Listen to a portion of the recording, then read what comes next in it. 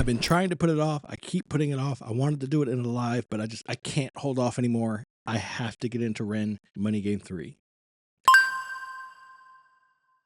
Hello, everybody. Welcome back to the channel. Once again, my name is Brandon. I'm an acting coach, among other things, and I do music reactions here on YouTube, including TV and film reactions, also on a second channel. If you want to check that out, the link will be in the description down below. But for now, we're going to jump into Ren Money Game Part 3. I've done Part 1 and 2 before. The links are for those will also be in the description, and they're in the Ren playlist. But I've been putting off the reaction to Money Game Part 3 for a while. I've been trying to do it a certain way, and it's just life just keeps happening. It keeps getting pushed back, and I just can't not do it anymore. I hope you enjoy going on this journey with me. I'm super excited to find out where he goes with Part 3. Part 1 and Part 2 were really interesting. Part 2 was a great continuation. I'm excited to see where he goes with this one. There's so much going on in the world right now. There's so much, oh my God, that I haven't talked about because my channel's not really the place for it, but it's eating away at me. If you follow me on Instagram, then you know a little more about that. But right now, I'm just going to try to enjoy the music. I know he's going to get deep with me. I know that it's going to be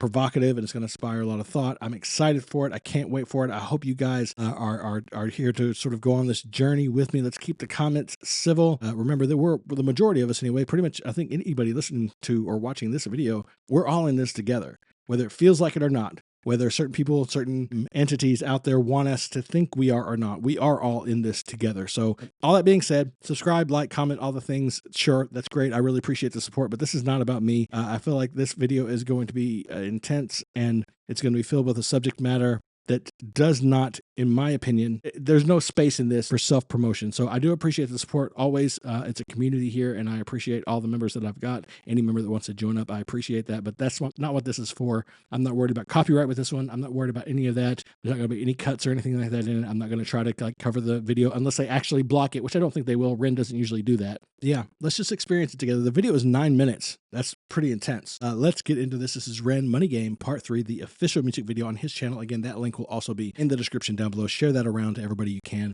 I think it's important.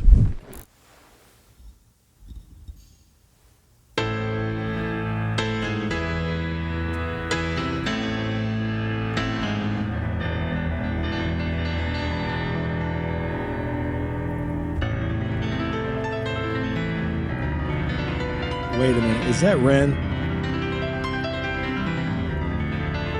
Come on, that's not Ren, right? I mean, I know he's talented, but that's insane. No, okay.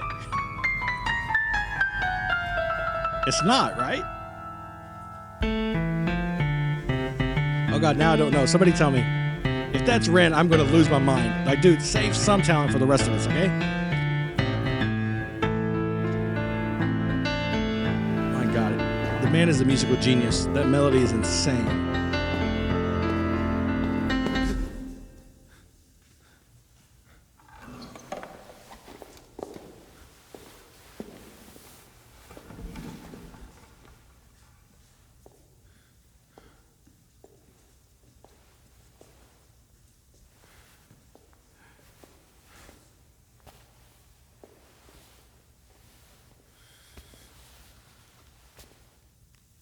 Nice camera work. I like how they hid the cuts. So it probably wasn't him playing the piano. Probably.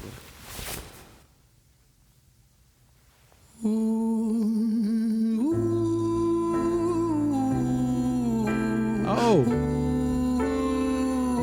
So that calls back to the tale of... to a Violet's Tale.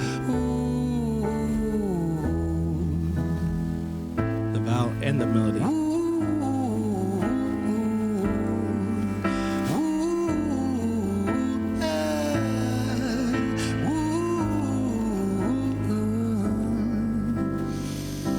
I got to stop right there because I just have things I want to say. I want to get it out of there. So the piano playing in the beginning was really impressive, but the melody was incredibly haunting, told a story, really took me on a journey there. He has such a knack for using music to sort of pave an emotional path. And I think it's really impressive. I also love that he kind of uses this structure that you see mostly in theater more, or in opera even, where he sets up the melodies of the song in the beginning and kind of gives you that roadmap to move off of, and you'll hear him revisit those motifs as the piece goes on. Cinematography is really beautiful. I like the set. Again, loving that we're getting this little sort of like short film from him for this one. The melody that he started vocalizing, even the vowel he was using, really, really reminded me of Violet's Tale. I haven't looked into this at all, so I don't know if anybody else is talking about this or if anybody else made the same connection, but I would have to think that others have. It was very similar. A few notes changed. I'm not a musician, I've never really studied music in depth. I've studied a little bit, but not really. So I can't tell you the significance of the chord he's using or maybe the changes that he made between this and Violet's Tale. I can't tell you those things. I know that that he has used very specific musical techniques in the past to communicate very specific things. I've heard some other vocal coaches give some really, really detailed and really excellent explanations of how he puts this stuff together. But what I will tell you is that it does feel somber. I don't get the sense of triumph in this. I don't think there's going to be any resolution in a positive way to sort of the journey that we've gone on through the Money Games performances, the two before this one and now this one. I don't know that for a fact. It may shift and maybe we'll get something toward the end, sort of a cry, a call to arms maybe, but this feels very melancholy. It feels very, I don't want to say defeated, but because that's not right, but it just feels like status quo. I don't know if that makes any sense, but that's just kind of the sense that I'm getting as I'm listening to it. I'm really excited to go through this. I think that his choice of outfit is really interesting. He looks like a politician. He looks like a particular politician. Actually, if you're in the States, you kind of know what I mean, except his tie isn't long enough. But it does give that politician-y vibe. So anyway. Deep breath. Let me tell you a story about a boy named Jimmy. 1 year old and his first words were mine, gimme. 2 years old he was walking, 3 years old walking quickly. 4 years old he was running round the pavements of his city. 5 years old and his daddy told him, listen here son, you gotta learn to be a man. A man, he works for what he wants. 6 years old and he's reading, writing, top of the bunch. And when he's 7, his progression made him student number 1. 8 years old and he's praised for unusual grades. 9, his parents paid for private school to nurture the flame. 10, 11, 12, 13, he ascends and ascends. His daddy tells him, son, money is the means to all ends. 14, solving complex mathematical equations. At 15, IQ 150, still elevating. 16, he develops complex software code that detects weaknesses in cybersecurity protocols. 17, and he sells his vision, keeping the share. Not yet an adult, but he's practically a millionaire. 18, and his daddy tells him, now you're a man. This world don't give a damn about you, so take all that you can. 19, he turns a profit, stocks and shares, invest in product. 20, double down deposits. 21, his income rockets. 22, he learns the truth is just an obstacle to wealth. If you manipulate the data, then the lie will sell itself. 23, a life of luxury, crystal and cocaine. 24, he makes the Forbes list, they're applauding his name. 25, and his daddy tells him, listen here son, while you're sitting in that palace, that don't mean that you won. 26, a business shift, he switches business to arms. He's 27, dealing nuclear and shells in Iran. 28, inside the Senate, money bought him a seat. He's 29, a role of counsel in the president's suite. Now he's 30, his daddy says you're losing the race. You're just a servant to the king, not even in second place. 31, a big maneuver for his daddy's approval, moving imports over borders from the exports out of Cuba. 32, moving grams, growing kilos to tons. He's 33, filling warehouses with powder and guns. 34, turf war with nobody to stop it. Blind eye from the po-po inside of his pocket. All right, so first of all, I'm trying really hard, but now I can't even remember the name. I think he said Jimmy. I'm trying to think of who he's talking about. I have a name in my head, but I don't know if it may not even be a real person he's talking about. This may just be sort of an archetype, but there's a name in my head. That's what it is, isn't it? That's how we're dealt. That's what we're told. That's how we're motivated. And he's got this dad, no matter what. I mean, anybody would be happy. Anybody would be happy with that kind of success. That's the thing that astounds me. Oh my God, okay, my brain is breaking. This is the thing that I don't understand. I don't understand the mindset. I fully intend I have goals in mind. I have ambitions. I have a family. I want to see a certain amount of not even, I don't care about money. I want to see a certain amount of freedom for them to choose the life that they want to live. And unfortunately, in the system that we've developed, there is no freedom without a certain amount of financial success. It's just not. I'm doing what I can, sacrificing things that I wish I didn't have to sacrifice to create a space for my family, for my children, to be able to choose a life that they want to live without having to make those same sacrifices. The goal is to do that to a certain point with enough success that my children can then go forth and say, okay, now this is what I want to do. I don't have to give up this or that. I don't have to trim these things from my life in order to get what I want. And hopefully they can look at it and say that it's because of what my father did for me. But in reality, that's really kind of depressing. And it's kind of sad that that's the kind of world that we've created. That just to have freedom, just to have the ability to live the kind of life you want to live and do the things that make you happy. Someone out there, a relative, past relative, somebody has to have made immense sacrifices. What I don't understand is the concept of, okay, I've gained X amount of success. I have X amount of dollars. I have stability, I have security, I have everything that I could possibly need. Now I must get more. I must gain more. I must earn more. I must take more. After a certain point, earning it honestly doesn't really do it anymore because it's not fast enough. So now I have to find all these other avenues. I have to lie for it. I have to cheat for it. I have to take it from other people. I have to stand on the backs of people who are exactly where I was 10 years ago, 15 years ago, and crap on them and take what they've got, use their productivity, use their innovation, use their name, their platform, their product, whatever it is, to catapult myself even higher, all while screwing them over because I could share it with them fairly, but then I wouldn't have as much. Profiting off of the suffering and the lack of entire nations of people. Why? To make a couple of more billion, to have 227 billion instead of 214? Why? Why? I don't understand that mindset. I don't get that. What are you going to do with it? It doesn't make any sense to me. This person that he's describing, this mindset, it's completely foreign to me. He's doing it beautifully and it paints a really great picture. I can't wrap my head around that kind of person, around that motivation. I don't understand it.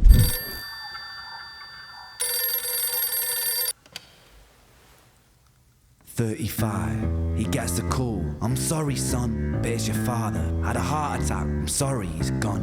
36, getting pissed off, abusing his product. 37, eyes glazed, disposition demonic. 38, with a prostitute, a moment of passion, heating up a silver spoon and then chasing the dragon. 39, getting reckless and hungry for power. Daddy's words are still driving him to kill and devour. Makes a move against the cartel, but the strategy's flawed. They retaliate and leave him in a hospital ward. A bullet buried in his vertebra and one in his leg. The doctor sighs and says, I don't think you'll be walking again. Fuck.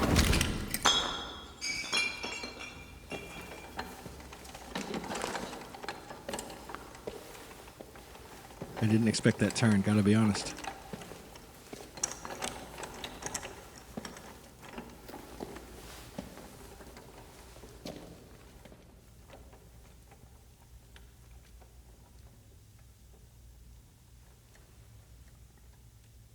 Love the way they're hiding the cuts.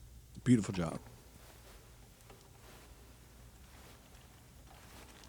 Let me tell you a story about a boy named Jimmy.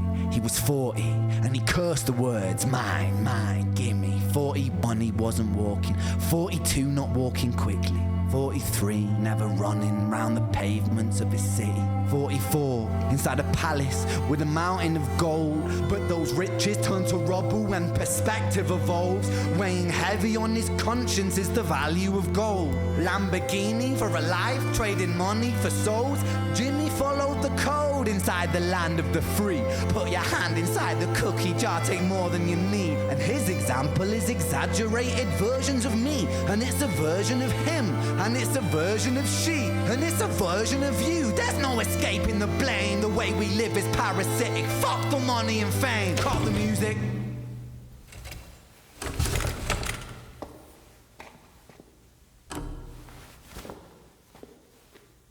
This isn't entertainment. This is real life. The way we live is lunacy. Community, it declines. Hyperpolarized, always fighting, then we divide. Truth is less important than the money that we designed. Money's an invention. Politics from our invention. They all come from people's ideas. Did I mention? Border's an invention. Law and order fuel the tension. It leads to people killing each other. My solution?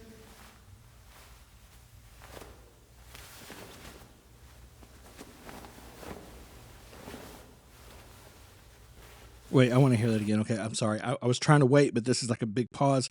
I want to hear that bit again.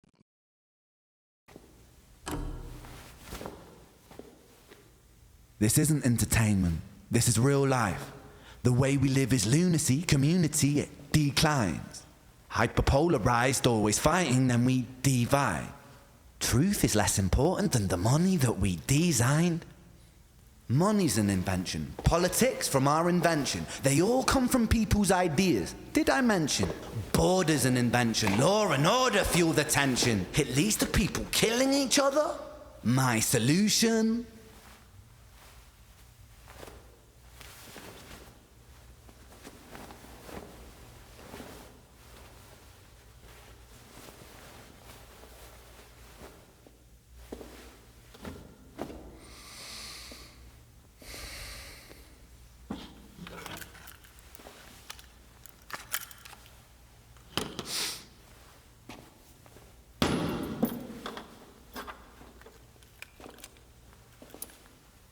Everything is subject to change.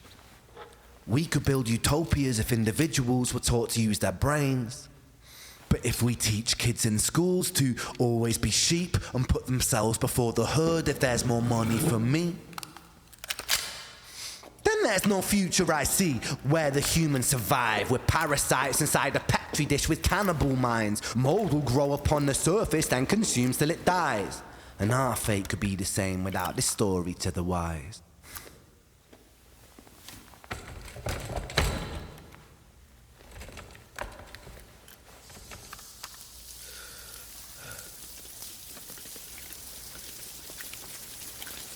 "45.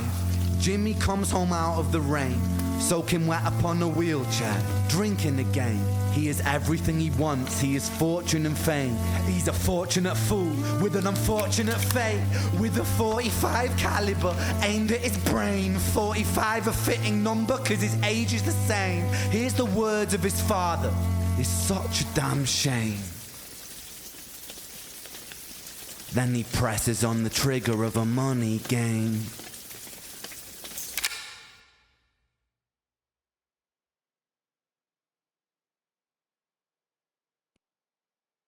Okay.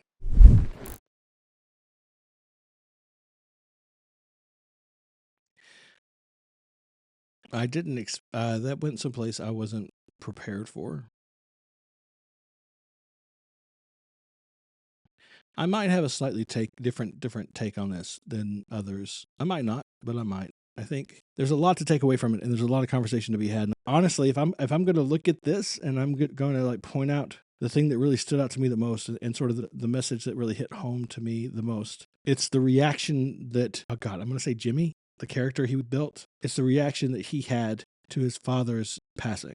Because if you take a look at this character and you sort of break him apart, what you've got is someone who, yeah, I mean, he's doing all these things and he's achieving all of this, but deep down, his core motivations, it's not about the money, it's not about the power or the fame. He's trying to please his father. He's been given this mission. He's been given this sort of, this ultimatum, this objective. And to the point that his father passed, he still had not achieved or completed that objective. I guess it seemed very much like his father was aiming at the White House. Of course, you can't do that till you're 35. But then his father died and he spiraled because he had all these things. He had all this money and all these possessions and power, and he was commanding armies basically. But none of it meant anything because the thing he was doing it for was gone. He was never going to gain his father's approval. He was never going to get that pat on the back, that mark of acceptance and approval that he was after. So it didn't matter how much money he made or how high he ascended. To me, when I watch this video, there's so many messages and lessons, and it's very layered and very complex and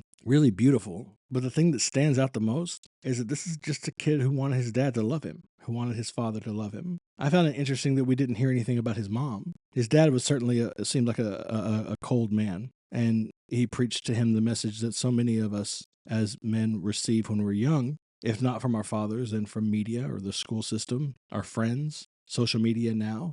Be a man. Nobody cares if you're lonely or afraid. You're only worth what you can provide. So you better get to work. There's that. There's so many, there's so much, so many different places you could start and finish talking about the messaging in this. And of course, I'm seeing things through my perspective, through my sort of the paradigm that I've built with my experience on this planet, in this society. But at the core of it, what I see is a boy who wanted his father's love. And when he didn't get it, and then his dad passed and he could never have it, he collapsed under the weight of all of that pressure. Everything's so empty without the possibility, the prospect of one day getting that approving hand on his shoulder with a smile and a nod and the words, "I'm proud of you, son." That's my take on it. That's my takeaway. I hope that's okay. Thanks for watching. Again, support's appreciated. Like, comment, subscribe, all that stuff, but that's not why we're here today. But having said all that, I will just leave you with the words I always leave you with, the sentiment that I mean from the bottom of my heart. Everybody, please be kind to each other, but most importantly, be kind to yourself.